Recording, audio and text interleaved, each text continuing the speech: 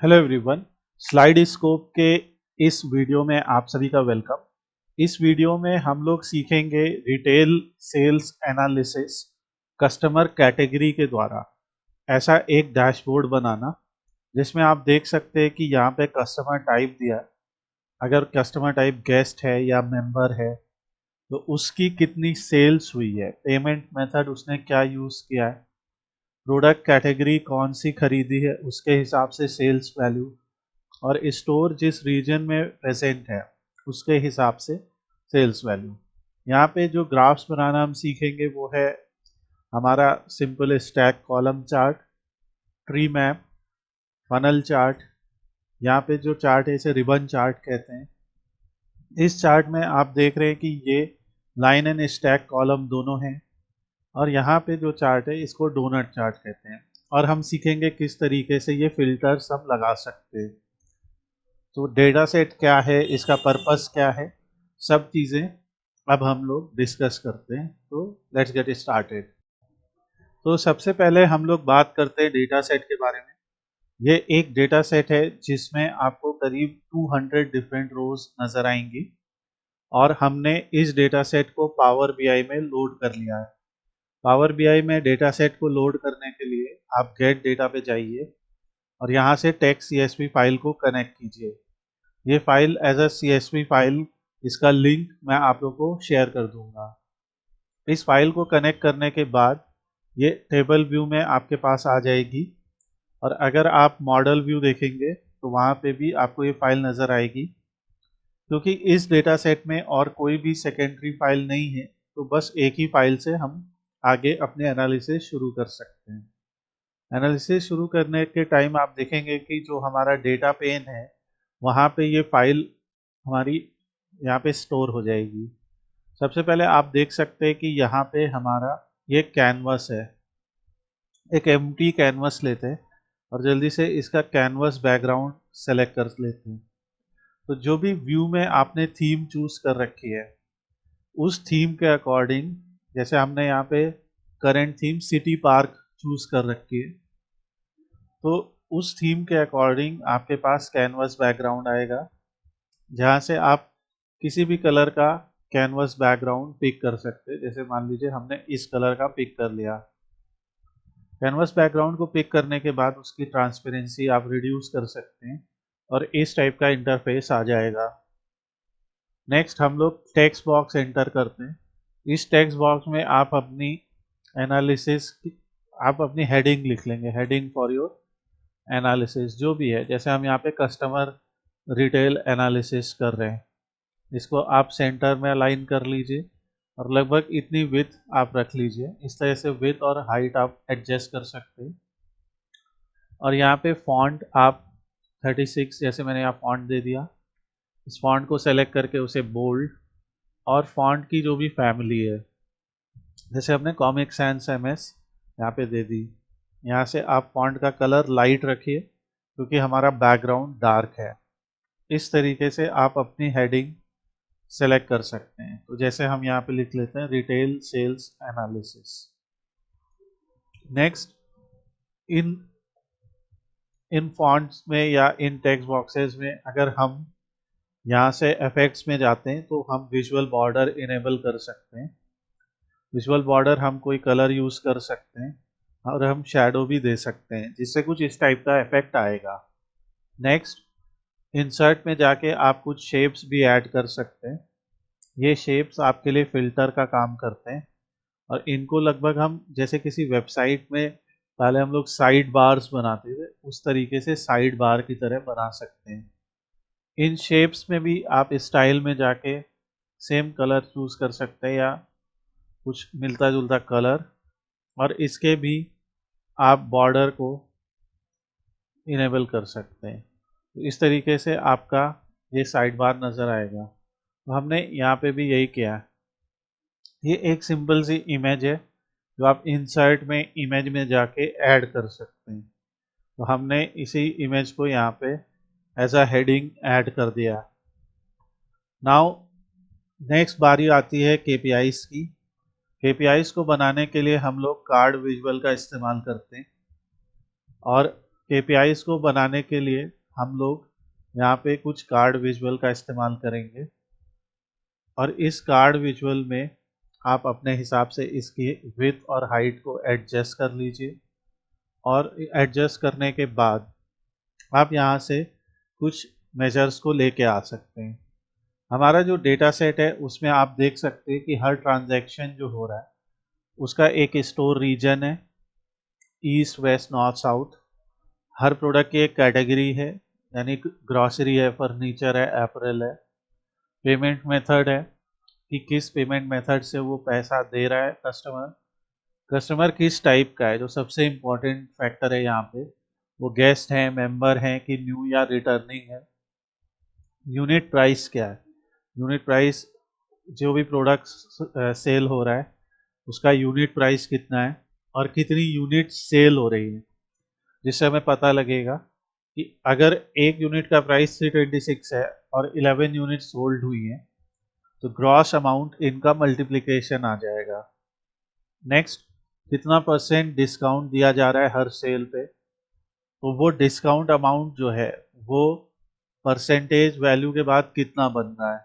इस पर्टिकुलर चीज़ का 9%, 9.13% ऐसे, तो हर रो के लिए ये कैलकुलेशंस पहले से दी गई हैं। नेट सेल्स अमाउंट कितना है फाइनली, यानी कि जो ये 2892.6 था इसमें से डिस्काउंट हटा के फाइनल नेट सेल्स अमाउंट कितना बचा। एवरेज प्राइस पर आइटम यानी कितना आ गया अब, और इफेक्टिव डिस्काउंट पर आइटम कितना आ गया। टोटल ग्रॉस अमाउंट कितना बना और टोटल डिस्काउंट अमाउंट कितना बना। इस तरीके से हम लोग यहाँ पे एक पर्टिकुलर डेटा सेट को ले रहे हैं। ये जो टोटल ग्रॉस अमाउंट है और जो टोटल डिस्काउंट अमाउंट है ये हमने कैलकुलेट किया, ये जस्ट सीखने के लिए। टोटल ग्रॉस अमाउंट के लिए हमने जो भी डिस्काउंटेड वैल्यू थी उसको 100 से डिवाइड करके टोटल ग्रॉस अमाउंट में से लिया, इससे टोटल डिस्काउंट अमाउंट आया जो कि एक्चुअली पहले से दे रखा है। तो हमने बस बताया है कि इस पर्टिकुलर कैलकुलेशन का क्या फॉर्मूला है। और total gross amount simply unit price multiplied by item sold है। ये दो कैलकुलेटेड कॉलम्स इसलिए आपको दिखाए गए फॉर्मूला लगा के, ताकि आप देख सके कि अगर मान लीजिए हमें ये नहीं दिया होता, ग्रॉस अमाउंट और डिस्काउंट अमाउंट नहीं दिया होता, हमने बस इसका नाम टोटल इसलिए रखा ताकि कंफ्यूजन ना हो, तो हम इसे एक कैलकुलेटेड कॉलम की तरह से निकाल सकते थे। नेक्स्ट, जो भी अब हमें निकालना है, जैसे मान लीजिए हमें एवरेज प्राइस निकालना है, तो हम इस तरीके से यहाँ पे ले आएंगे और जनरल सेटिंग में जाके इफेक्ट्स में जाके इसका भी हम जो है शैडो ऑन कर सकते हैं, विजुअल बॉर्डर ऑन कर सकते हैं, और जो भी विजुअल बॉर्डर हमें रखना रख सकते हैं। इन मेजर्स की कॉल आउट वैल्यू को हम डिफरेंट कलर में यूज़ कर सकते हैं। इनका फॉन्ट डिन दिया है, इसकी जगह हम जो फॉन्ट यूज़ कर रहे हैं वो कर सकते हैं। ये कैटेगरी लेबल है, इसका भी फॉन्ट हम चेंज कर सकते हैं। जो भी हमें यहाँ से फॉन्ट सेलेक्ट करना है, अगर इस फॉन्ट को हमें बोल्ड करना है हम कर सकते हैं। और इस तरीके से हमारा एक KPI बनता है जिसमें हम सम ऑफ एवरेज प्राइस पर आइटम दिखा रहे हैं, इसकी जगह पे हम एवरेज ऑफ एवरेज प्राइस पर आइटम भी दिखा सकते हैं। तो इसको हम लिख सकते हैं कि एवरेज ऑफ एवरेज प्राइस पर आइटम या एवरेज प्राइस पर आइटम। इस तरीके से आप अपने KPIs को रीनेम कर सकते हैं। तो हमने यहाँ पे ऐसे ही एक KPI बनाया, फिर इसे हमने कॉपी किया, यहाँ से कॉपी और यहाँ से पेस्ट, तो इसकी एक कॉपी बन गई। अगले में हमने एवरेज डिस्काउंट अमाउंट रखा, डिस्काउंट अमाउंट को ऐड करके एवरेज मेजर चूज किया।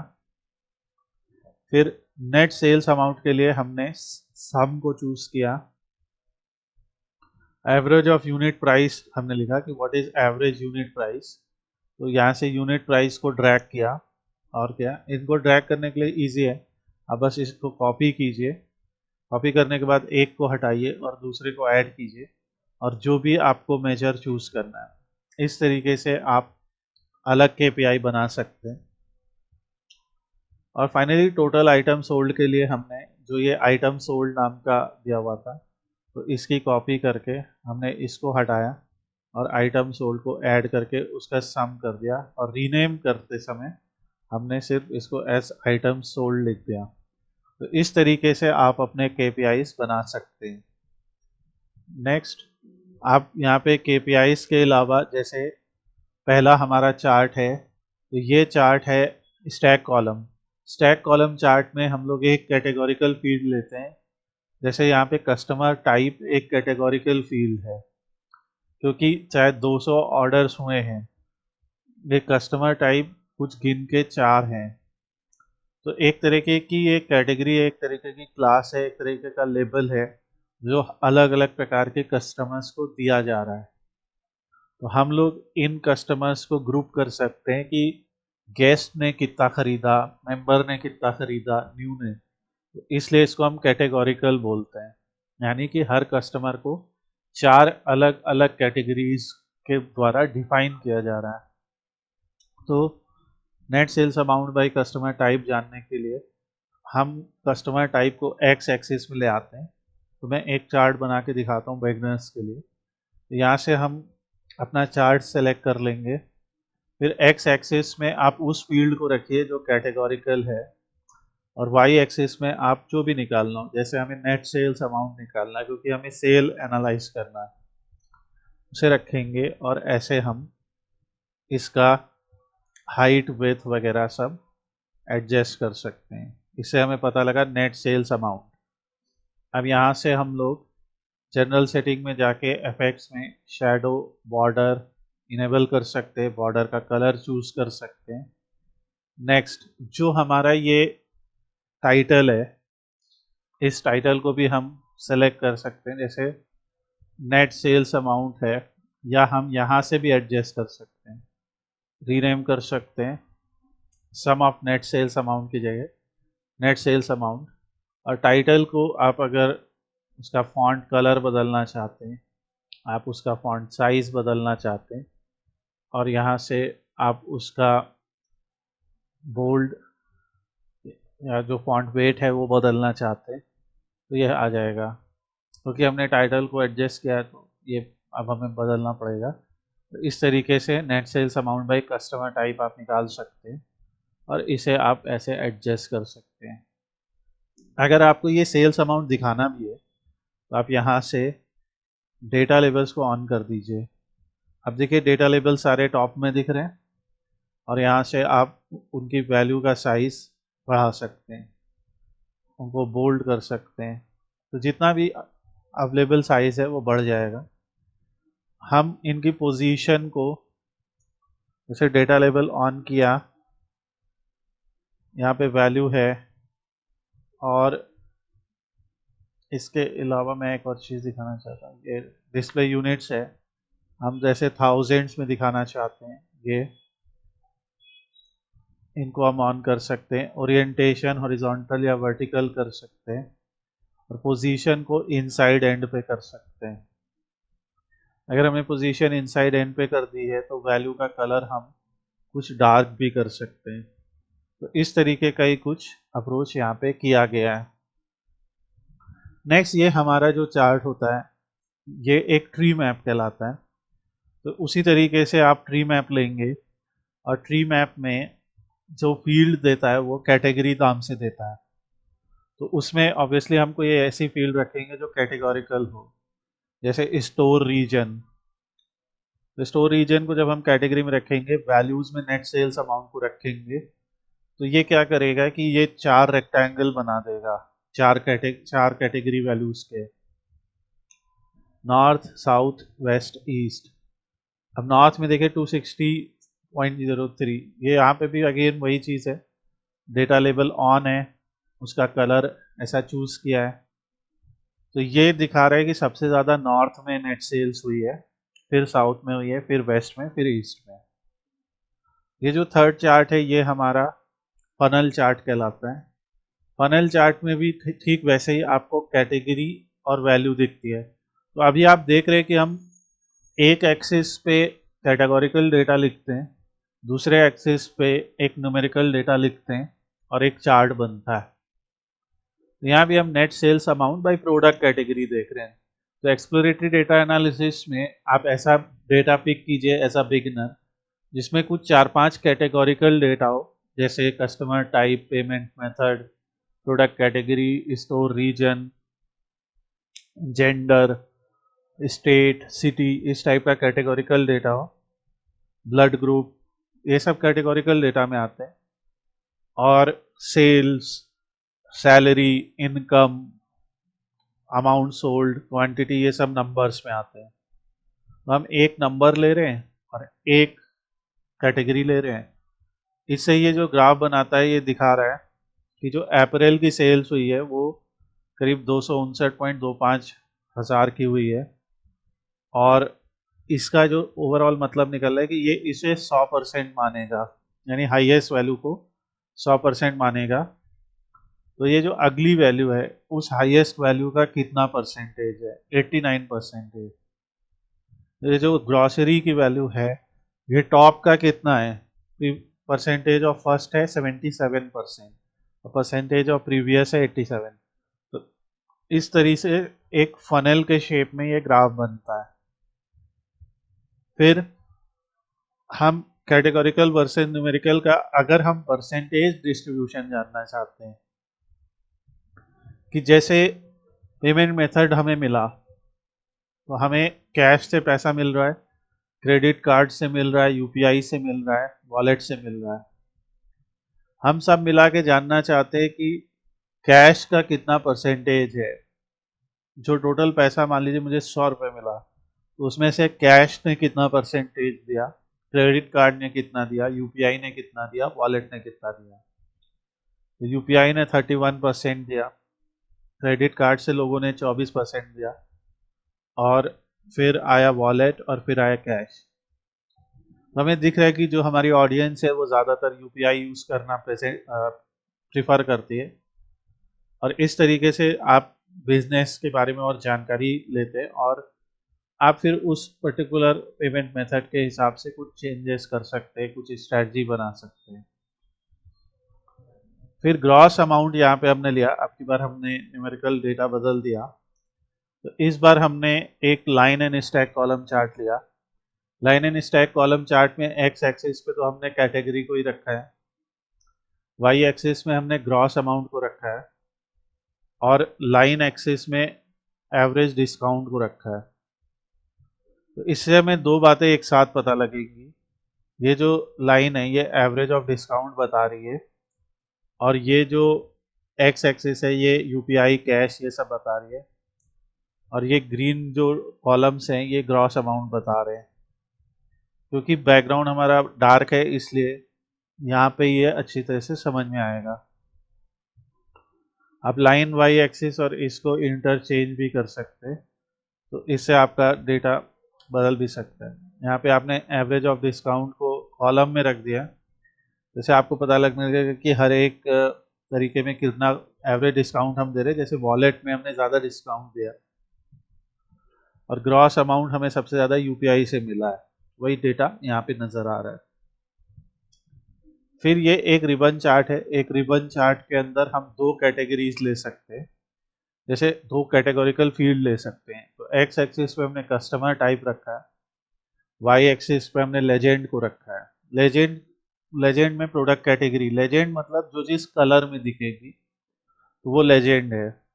जैसे यहाँ पे भी आप देखेंगे हर चार्ट में लेजेंड है। अगर हम लेजेंड ऑन करते तो वो बताएगा कि कलर कौन सा क्या रिप्रेजेंट कर रहा है। यहाँ पे भी लेजेंड है, ऑन करेंगे तो वो बताएगा। तो लेजेंड बेसिकली ये बताता है कि कौन सा कलर किस चीज़ को रिप्रेजेंट कर रहा है।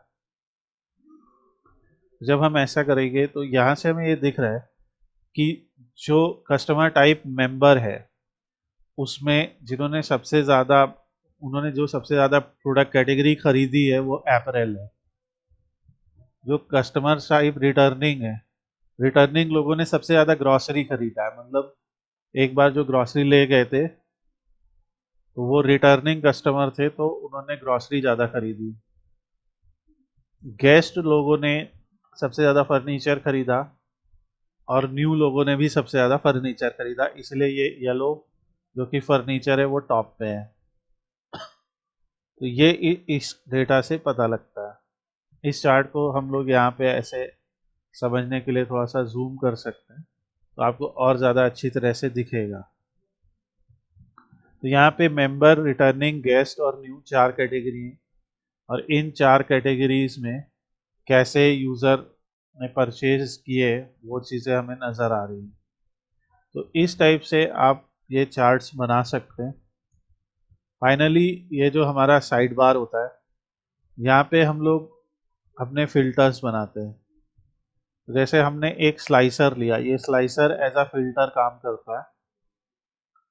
इस स्लाइसर में हम जैसे कस्टमर टाइप ले आए, कस्टमर टाइप लाने के बाद हम इस स्लाइसर की सेटिंग में गए, इसके हेडर का कलर लाइट कर दिया, उसे बोल्ड कर दिया, फॉन्ट साइज भी बढ़ा दिया, और ये जो वैल्यूज़ हैं इनका भी कलर हमने लाइट कर दिया। इस तरीके से एक स्लाइसर बनता है।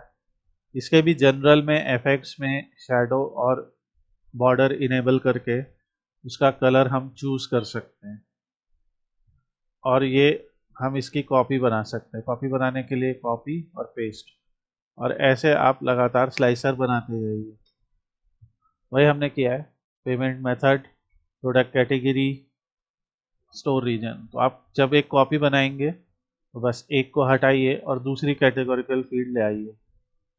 हम कैसे डिसाइड कर रहे हैं कि कौन से फील्ड्स हम यहाँ पे स्लाइसर में ला रहे हैं? तो बेसिकली जो हमने यहाँ पे चार्ट बनाए, जैसे customer type, store region, product category, payment method, उन्हीं को हमने यहाँ पे एज अ स्लाइसर लिया है। अगर आप डेटा एनालिटिक्स सीखना चाहते हैं स्क्रैच से, तो हमारी लाइव इंटरेक्टिव क्लासेस होती हैं, आप उन क्लासेस को ज्वाइन कर सकते हैं। इंक्वायरी करने के लिए आप हमें कमेंट में या हमारी वेबसाइट पे विजिट करके slidescope.com पे हमें कनेक्ट कर सकते हैं। अगर ये वीडियो आपको अच्छा लगा, कुछ जानकारी इससे आपको मिली, हमारे इस चैनल को भी सब्सक्राइब कीजिए। यहाँ पे हम हिंदी में ये सारे डैशबोर्ड वीडियोस डाल रहे हैं इस समय, और अगर आपको इन्हीं टॉपिक्स को इंग्लिश में समझना है तो प्लीज़ आप कमेंट में अपना डिटेल दीजिए, हम आपको इंग्लिश वर्जन्स भी सेव करके सेंड करते हैं। Thanks for watching the video, have a nice day.